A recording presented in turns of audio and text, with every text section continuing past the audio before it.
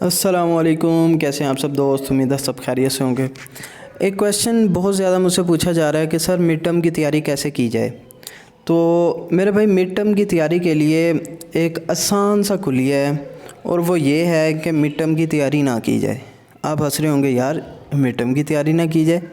Yes, mid term की तैयारी ना की जाए, बल्कि आप अपने चैप्टर्स को तैयार करें डेली रूटीन में।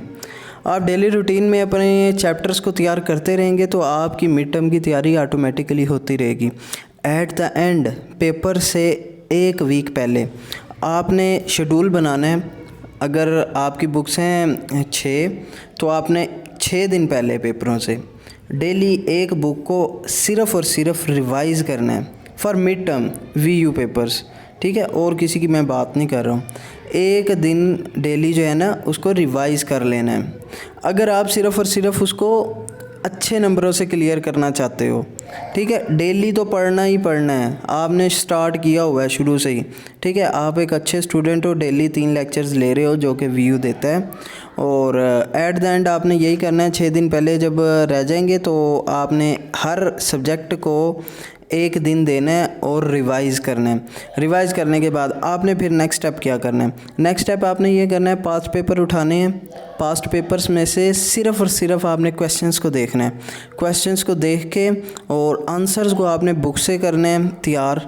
क्वेश्चन वहाँ से कंप्लीट नहीं आपने वहाँ पे पढ़ना, आपने क्वेश्चंस पढ़ लेने हैं और फिर आंसर्स को जो है ना बुक से तलाश करना है। जैसे आप बुक से तलाश करोगे, आप बहुत सी चीज़ें आपके माइंड से गुजरेंगी और उसके अलावा आप जो है वो वर्सटाइल हो जाओगे।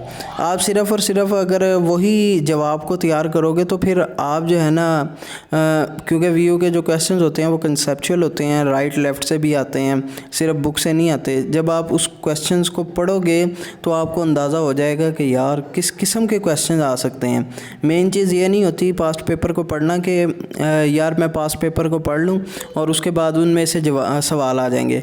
मेन चीज़ ये होती है कि यार पास्ट पेपर को पढ़ के मुझे आइडिया हो जाए कि पेपर आता किस किस्म का है, उसमें क्वेश्चन किस नौइयत के पूछे जाते हैं, मुझे बुक को किस नौइयत के हिसाब से तैयार करना चाहिए।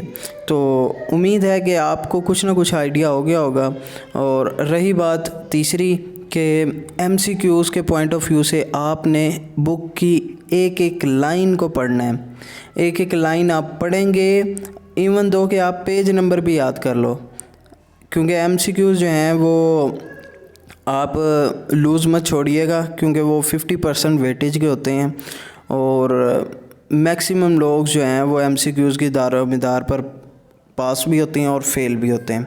ठीक है, तो होप फॉर द बेस्ट। इंशाल्लाह आपके पेपर अच्छे होंगे। अल्लाह ने के बाद दुआ में याद रखिएगा। अल्लाह हाफिज़।